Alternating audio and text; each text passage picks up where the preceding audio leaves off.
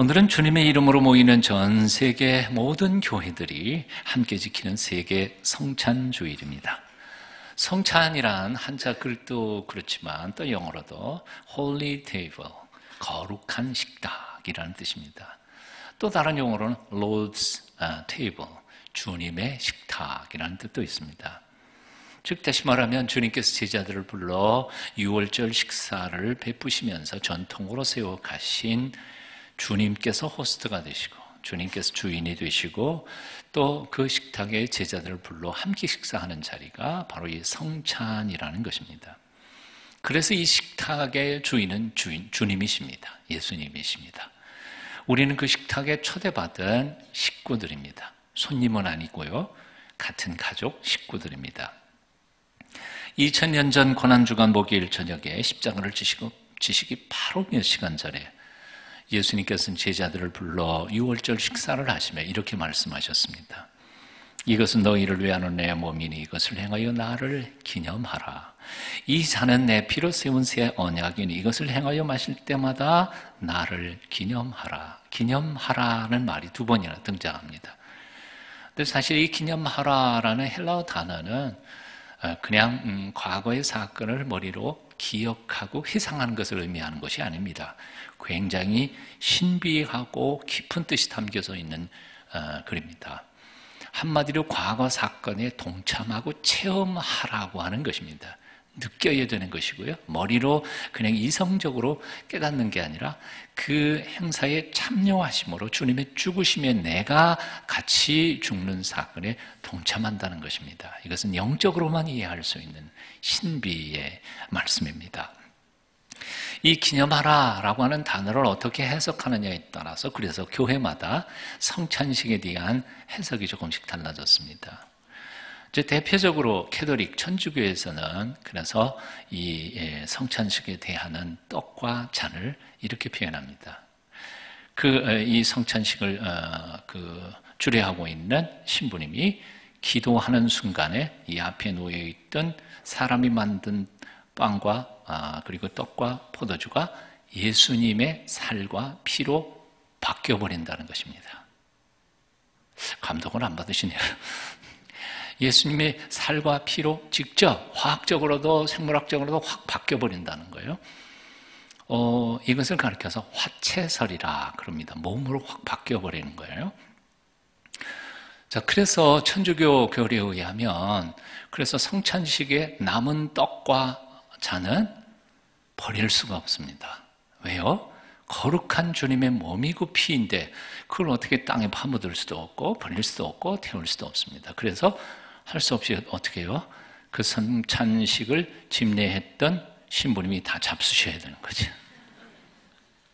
떡은 괜찮은데, 그래서 그 신부님들 중에는 술을 참 많이 잘하시는 분들이 많죠. 그럴 수밖에 없어요. 그런 능력이 있으셔야 되니까. 자, 그런데 종교개혁자 스빙글리는 이것을 기념하라 하는 것을 캐톨릭에서 이렇게 말하는 것을 전면 부정합니다. 말도 안 되는 소리다. 신부가 기도했다고 해서 그게 떡이 금방 예수님의 살과 피로 바뀔까? 그럼 말도 안 된다. 바뀌지 않는다. 단지 이 단어의 뜻은 그냥 말씀 그대로 그냥 기억하고 기념하고 감사해라. 그런 뜻이다. 그렇게 스빙글리는 약화시켰습니다. 하지만 이 양극단의 해석 가운데 중간에 자리를 잡은 것이 바로 우리 장로 교회를 시작하신 칼빈입니다. 물론 마틴 루터는 조금 칼빈하고는 조금 다른 해석이 있습니다만 오늘은 칼빈 얘기만 합니다. 칼빈은 캐톨릭처럼 이 떡과 잔이 정말 예수님의 살과 피로 확 바뀌는 것도 아니다. 그럴 수는 없다. 그렇다고 해서 스빙글리가 말한 것처럼 그냥 여기에 떡은 그대로 있고 그저 그냥 우리가 2000년 전에 우리를 위해서 죽어주신 예수님의 죽으심과 사심을 그냥 기억하는 기념식에 불과하다. 그것도 아니다. 그것도 아니다. 그럼 뭐냐? 이 식탁은 우리 인간이 주가 되는 우리가 주인이 돼서 이 식탁에 참여해서 예수님의 죽으신 2000년 전에 죽으신 예수님을 기억하고 기념하는 게 아니라 바로 영으로 우리 가운데 오셔서 이 식탁을 주관하시는 예수님의 초청을 받아가지고 참여하는 것이기에 우리가 믿음으로 이 떡을 받고 이 잔을 마시는 그 순간 영으로 우리 가운데 오신 주께서 실제로 프랙티컬하게요, 실제로 그리고 우리의 영과 육을 하나님 앞에 새로운 사람으로 변화시키며 2000년 전에 당신의 죽으심에 근거하여 우리의 죄를 실제로 용서하시고 죄를 이길 영적 파워와 능력을 공급하시는 신령한 예식이고 잔치이다. 단순히 기억하는 게 아니라 영적 파워가 나타나는 실제 사건이라고 해석했습니다. 그래서 이것을 가리켜서 칼빈은 영적 임재설이라, 성령이 예수님의 영이 오셔서 우리를 변화시키시는, 이 성찬의 주인은 목사도 아니고 장로님들도 아니고 여러분도 아니고 우리가 그냥 기억하고 잊어버리는 행사가 아니라 주님이 오셔서 주님께서 주관하시는 주님의 축복의 시간이라는 것이죠. 제일 마음에 들지 않으세요? 마음에 드는 게 아니라 우리는 그걸 믿는 겁니다. 오늘 예배 가운데 오셔서 이 성찬 예식을 통하여 우리를 영생하게 하시고 과거와 현재와 미래의 모든 허물과 죄를 용서해 주시는 주님의 용서의 역사가 여러분 심령 가운데 충만하시기를 축원합니다. 오늘 여러분과 나누고 싶은 이 성찬의 메시지, 중요한 건 몇 가지가 있습니다. 그 첫 번째는 바로 나는 하늘로부터 내려온 살아있는 밥이다, 떡이다 라고 말씀하신 주님의 음성입니다. 요한복음 6장 51절, 여러분 앞에 있는 말씀 함께 같이 읽어보실까요? 함께 같이 읽습니다. 시작. 나는 하늘에서 내려온 살아있는 떡이니 사람이 이 떡을 먹으며 영생하리라. 내가 줄 떡은 곧 세상의 생명을 위한 내 살이니라 하시니라. 예수님께서 나는 하늘에서 내려온 살아있는 떡이다 라고 말씀하실 때에 그 떡이라는 헬라어 단어는 아르토스라고 하는데, 이 아르토스는 뭐냐면 유대인들이 주식으로 먹는 밀가루 떡을 의미하는 것입니다. 그러니까 이 주식이에요. 간식거리가 아니고 주식이 아르토스입니다. 그거 먹어서 우리 육체가 건강을 유지하고 생명을 살아가는 것입니다. 이 본래 밀가루 떡을 말했기 때문에 사실은 우리 한글 성경을 번역할 때 개역 성경이나 개역 개정판에는 그 단어를 그대로 사용해서 떡이라고 번역했습니다. 그래서 오늘 우리 번역도 떡이라 그렇게 되어 있습니다. 하늘에서 내려온 살아있는 떡이다 그렇게 번역했습니다. 하지만 서구인들, 서양인들에게 있어서 주식은 떡이 아니었습니다. 중동 아시아 지역에는 밀가루 떡이 주식이지만 서구인들은 뭐가 주식입니까? 빵이지 않아요? 그래서 영어로 번역하고 독일어로 번역할 때에는 이것은 떡이 아니라 빵으로 번역했습니다. Bread of life, 생명의 빵, 그렇게 번역됐습니다. 그러다 보니까 우리 한글 성경 중에서 공동 번역이나 표준 세번역 같은 데에서는 이걸 서양에 그걸 따와가지고 빵이라고 번역했습니다. 공동 번역 보십시오. 빵입니다. 표준 세번역도. 그러니까 한글로 된 성경들은 떡이라고 번역하거나 아니면 빵이라고 번역된 건 둘 중에 하나입니다. 그런데 둘 다 사실은 곰곰이 그 단어 뜻을 새겨보면 둘 다 올바른 번역은 아닙니다. 왜냐하면 떡도 빵도 우리의 주식이 아니기 때문입니다. 우리의 주식은 뭐예요? 밥이지요. 한국 사람은 밥심으로 사는데. 그래서 어떤 분이 마태복음 4장에 예수님의 말씀을 읽어갑니다. 사람이 떡으로만 살 것이 아니요. 그렇지. 떡으로 사는 게 아니라 밥 먹고 살지.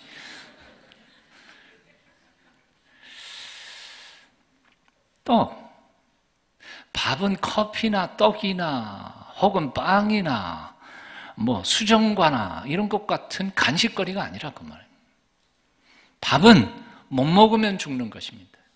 굶어 죽어가도 밥 한 그릇 먹으면 힘이 살아나는, 생명을 솟아나게 하는 바로 생명의 양식인 것입니다.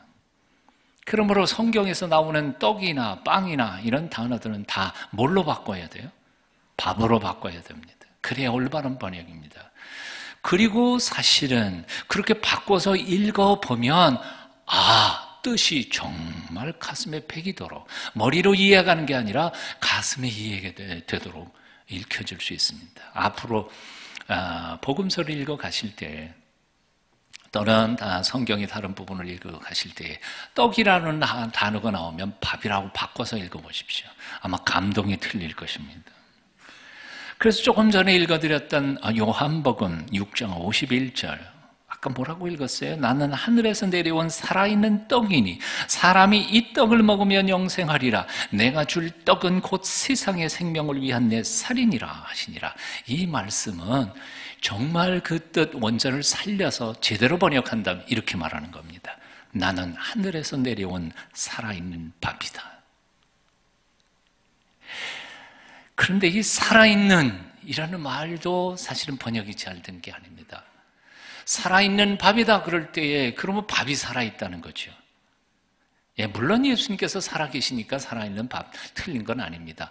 하지만 이 앞뒤 문맥을 살펴보면 이 밥을 먹으면 영생하고 살아가는, 살리는 밥이라는 뜻이죠. 먹으면 영생한다는 거예요. 이 밥 먹고 살라는 거예요. 그러니까 번역을 제대로 하면 이렇게 말합니다. 나는 하늘에서 내려온 살리는 밥이다. 누구든지 이 밥을 먹으면 영생하리라. 내가 줄 밥은 세상을 위한 밥이니 세상을 살리기 위하여 주고 바치는 내 살점이다. 와, 은혜가 되죠. 분명하게 읽어야 돼요. 오늘 본문인 요한복음 6장 35절도 똑같습니다. 나는 살리는 밥이니 내게 오는 자는 결코 배고프지 않을 것이요 나를 믿는 자는 영원히 목마르지 아니하리라.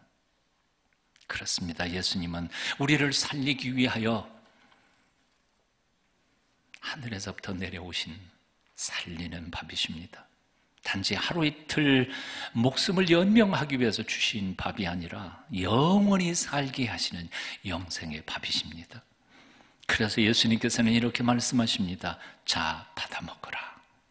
이게 내 몸이다. 받아 마셔라. 이것은 너희를 흘리는 피, 곧 언약의 피니라. 생각해보면 참 어렵습니다. 자, 예수님의 몸을 먹고 예수님의 피를 마신다니, 이런 끔찍할 때가 어디 있습니까? 이걸 어떻게 하라는 말입니까? 우리는 그저 아무 생각 없이 성경을 읽어서 그렇고, 아까 교동문도 그냥 아무 생각 없이 읽으니까 그렇지, 그 뜻을 곰곰이 생각하면서 곱씹으면서 읽어보면 얼마나 끔찍한 얘기입니까? 얼마나 두려운 얘기예요. 도대체 이게 무슨 뜻이냐는 거예요. 두 가지의 뜻이 있습니다. 첫 번째는 바로 성찬 예식의 떡과 잔을 의미하는 것이겠죠. 이건 어렵지 않습니다. 그냥 받아 먹고 마시면 되니까요. 하지만 이것으로 끝나지 않습니다. 여전히 주님은 내 몸이다. 내 말씀이 아니고, 내 말씀이 아니라 내 몸이 너희를 위하여 찢어지는 너희 양식이 되고, 내 흘린 피가 바로 너희가 마셔야 할 영생의 생수라는 것이다. 이게 보통 어려운 얘기가 아닙니다.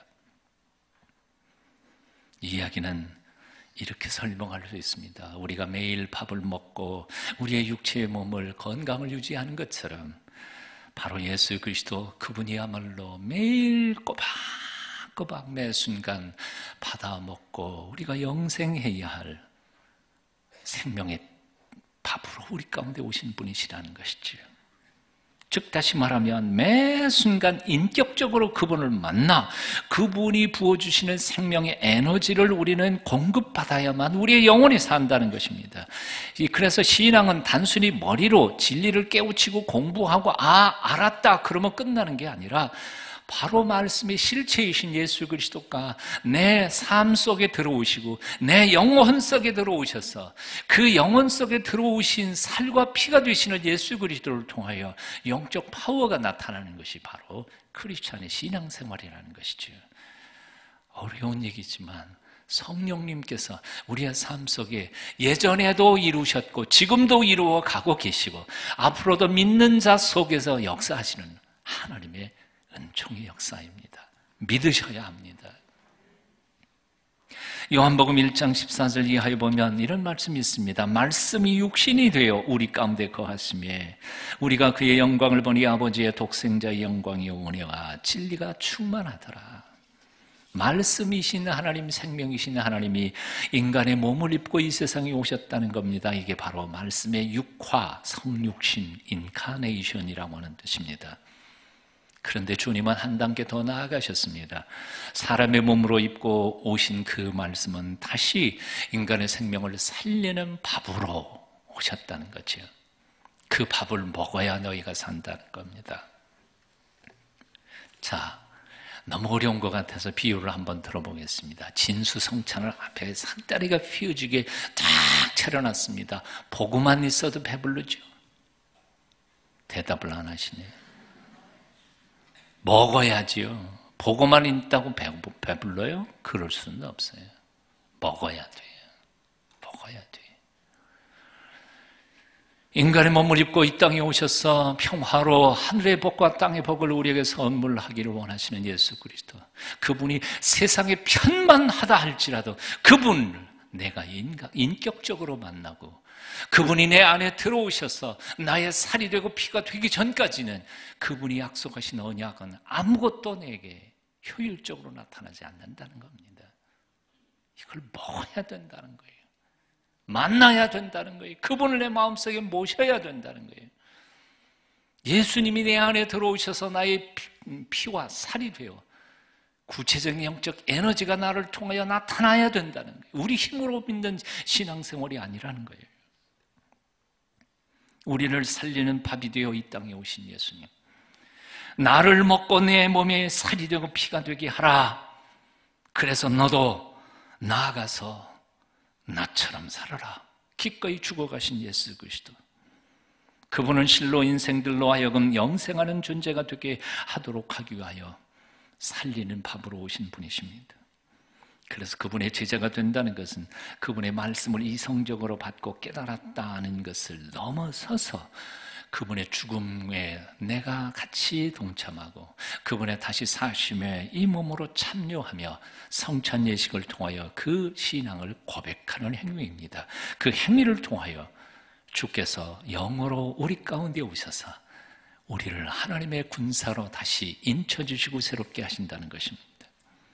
오늘 이 아침 성찬 예식 가운데 성령의 역사하심과 그 은혜를 체험하시는 여러분 다 되시기를 축원합니다. 또 중요한 거 한 가지가 더 있습니다.